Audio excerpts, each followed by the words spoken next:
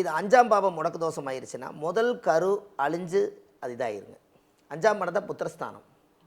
அப்போ கரு வயிற்றுக்குள்ளேயே நான் ஒரு மாதம் 2 மாதம் இருந்துச்சுங்க, அது சரியாக இல்லை அப்படின்னு அபாஷன் ஆயிரும்.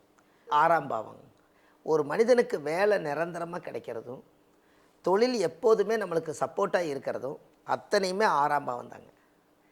ஒரு மனிதனுக்கு 6ஆம் பாவம் நல்லா இருந்தால் 6ஆம் இடம் சண்டை வழக்கு நோய் கடன் எதிரி.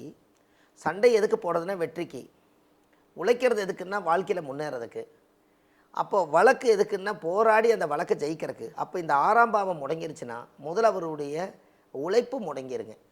7ஆம் இடம் முடக்கு.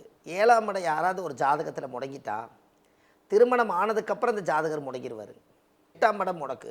இந்த 8ஆம் இடம் முடக்குங்கிறது என்ன அப்படின்னு கேட்டிங்கன்னா, மாங்கல்யம் அவங்க கழுத்தில் அடிக்கடி நிற்காதுங்க.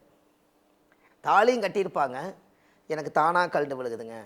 ஆனால் கணவருக்கு ஒன்றும் ஆகாது. 9ஆம் பாவம் முதல் ஒரு ஜாதகத்தில் 9ஆம் இடம் முடக்கு தோஷம் இருந்தால் நம்ம தாத்தா முப்பாட்டா செஞ்ச கோவில் தானம் தர்மம் புண்ணியம் இருக்குது இல்லைங்களா, இதெல்லாமே லாக் ஆகி நின்றுக்கும்.